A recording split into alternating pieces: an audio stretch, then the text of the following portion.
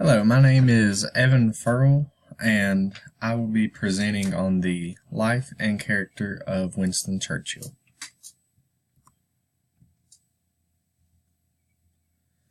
To get started on Churchill, we'll just give a little bit of information on his background, where he came from, what he did early in his life. So as you can see, he was born on the 30th of November in 1874, and he passed away on January the 24th of 1965.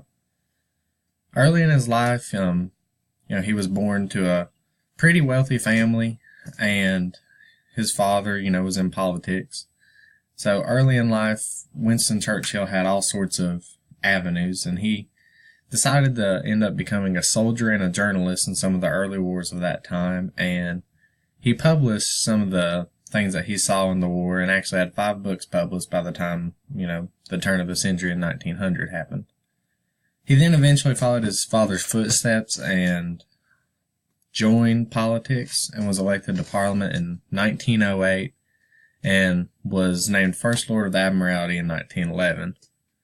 And this was all before World War I, and then during World War I he had a few different issues, and he kind of left Parliament and some of the politics in that arena, and he ended up having different government jobs during the war period, interwar period, and he also warned the people of Britain of German nationalism.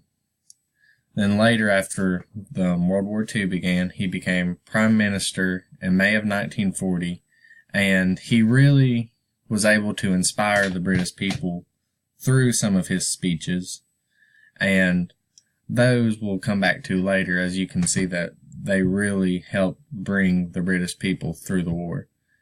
And then after the war, he had another stint as Prime Minister from 1951 to 55, and then he remained active in the government until 1964, which was just prior to his death.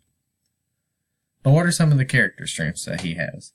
Well, some of the virtues that he has that we also find that are listed in Bluefield College is that he displayed prudence or practical wisdom, the habit of good decision making.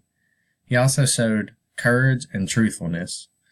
And as you can see, courage is the habit of dealing with difficulty well, and truthfulness being the habit of being honest in speech. But how did he do this? Well, here we have a quote. It says that an appeaser is one who feeds a crocodile hoping it will eat him last. This had to do with the appeasement policy that happened by the former Prime Minister just before Churchill took over. And he realized that this appeasement policy was just very bad judgment and that it wasn't going to last. And eventually that would turn out to be true, as Germany wasn't satisfied, and then they eventually started the Second World War. He also addressed courage and truthfulness during his speeches, because he let the British people know that this war is going to carry on many months, maybe even years, and you're going to have a lot of struggle and suffering throughout this war. However, he displayed courage when he did this. But he was human, so he did have a few, errors and faults. So some of the things that we have listed here, people felt that, he kind of lacked qualities because, he mocked the great leader Gandhi, and he also suppressed Indian independence efforts. He advocated the use of poisonous gas to keep the British Empire from falling, and he also praised, people that were considered evil, Hitler and other dictators of the time. So you really criticize him for this. But when we compare him, and when I compared him to myself, I found that we did have a few things in common. Our virtues of prudence, truthfulness, and courage kind of line up because I'm not rash in my decision making, and I'm truthful when it comes to speaking because I'm not boastful at all by any means. And I actually always try to defer any sort of, compliments to myself off on somebody else. I've just never been much for it.